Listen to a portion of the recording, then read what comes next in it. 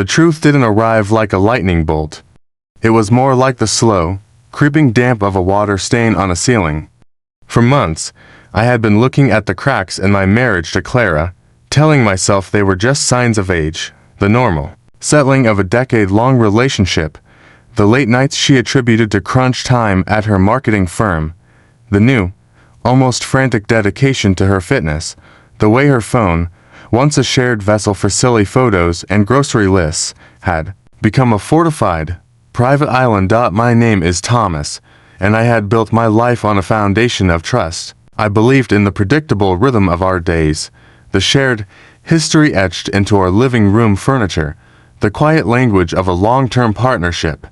Clara was my co-architect in this life, or so I thought. The stain finally broke through. On a Tuesday, Clara was in the shower, and her phone, lying face down on the nightstand, buzzed with a relentless, insistent rhythm.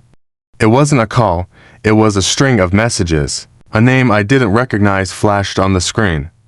Mark. The preview of the last message was a gut punch that knocked the air from my lungs. Can't stop thinking about last night. You've ruined me. See the world tilted. My heart hammered against my ribs, a frantic bird trapped in a cage. My hands, slick with a cold sweat, trembled as I navigated a labyrinth of guilt and desperation to unlock her phone. The password, ironically, was our anniversary. The message thread was a digital chronicle of my erasure. It started 6 months ago, with professional pleasantries about a shared client, and then bled into flirtatious banter, then inside jokes, then confessions of loneliness. Finally, it descended into a raw, passionate affair detailed with hotel room numbers, clandestine meeting spots, and declarations of a love that made my own marriage feel like a faded photograph. Mark, I learned from a quick scroll through his messages, was married. He complained about his wife, Eleanor. He called her oblivious, cold, more of a roommate than a wife. He painted her as a domestic warden from whom Clara was his sweet escape. Every word he wrote about his wife felt like a stone being hurled at me. I was the oblivious one. I was the roommate. The confrontation with Clara that evening was a mess of cliches.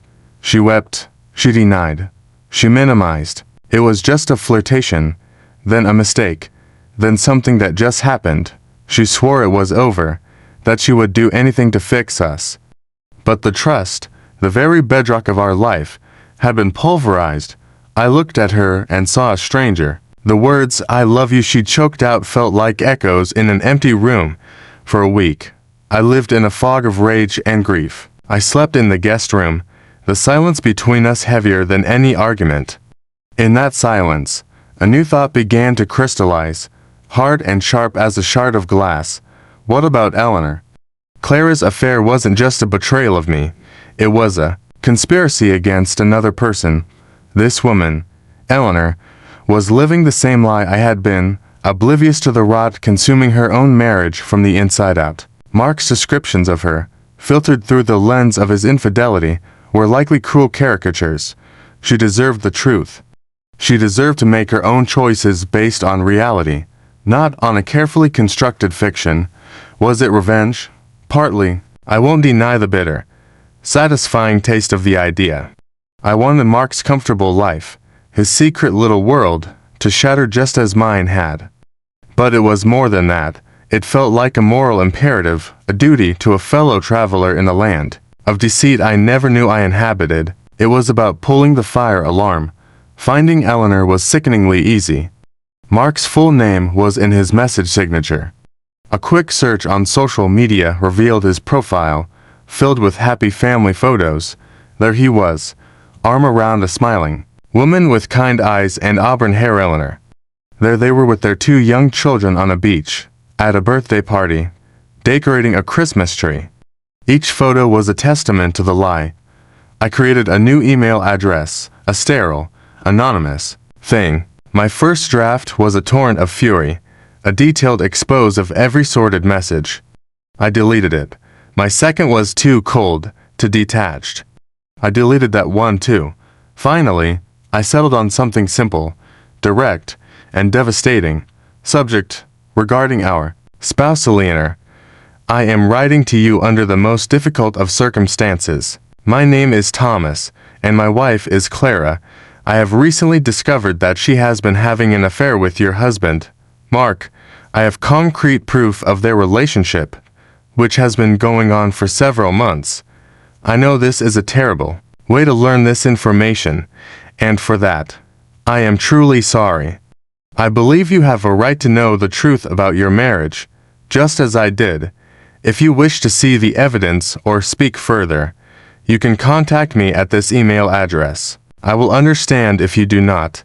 Sincerely, Thomas. He stared at the email for an hour, my finger hovering over the send button. It felt like pushing a detonator. I was not just ending my marriage. I was actively ending hers, but she was already living in the wreckage. She just didn't know it yet. With a deep breath, I clicked send. The reply came less than 2 hours later. Subject, regarding our spouse, where can we meet? We decided on a neutral location, a small, quiet coffee shop, in a town neither of us lived in. I saw her before she saw me. She looked smaller in person than in her photos, her face pale and drawn. She clutched her purse like a shield. The kind eyes from the pictures were now wide with a mixture of dread and steely resolve. I didn't bring printouts. I just handed her my phone. She took it with a hand that shook almost imperceptibly. She sat there for what felt like an eternity, scrolling in silence. I just drank my coffee and watched the life drain from her face. I didn't see anger at first. I saw profound, hollowing sadness. I saw recognition. The pieces were clicking into place for her, just as they had for me. The business trips, the guarded phone, the emotional chasm. When she finally looked up, her eyes were swimming with unshed tears, but her voice was firm. The pictures, she whispered, her gaze distant. He was always so insistent on taking family pictures for his memories. I see now. They were for his cover. She handed the phone back. Thank you, she said, the words clear and precise. You were right to tell me. It's a horrible, brutal gift, but it's the truth, and I prefer it to the lie. We talked for another hour, not about the affair itself, but about the shared experience of betrayal. We were two strangers bound by an intimate catastrophe. There was no hysteria, no screaming. There was just a quiet, grim alliance.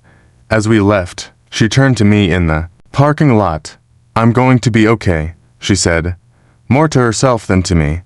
I don't know how, but I will be. I believed her. The fallout was immediate and catastrophic. When I got home, Clara knew. Eleanor had called Mark the moment she left the coffee shop. The resulting explosion had incinerated their marriage on the spot. Clara's fury at me was biblical.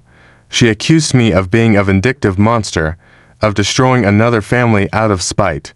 You didn't just destroy one family, Clara, I told her, my voice eerily calm. You helped him destroy his, and you destroyed ours. I just turned on the lights. Our marriage ended? So did theirs. The legal proceedings were messy and painful. Clara moved out. I sold the house that was no longer a home. It has been a year. Now, life is different. It's quieter. The phantom limb of my old life still aches sometimes, especially late at night. I heard through the grapevine that Clara and Mark tried to make a go of it, but their relationship, born in deception, couldn't survive the harsh light of reality. It crumbled within 6 months. Last week, I received a short, unexpected email. It was from Eleanor. Thomas, I was just thinking about that day. I wanted to thank you again.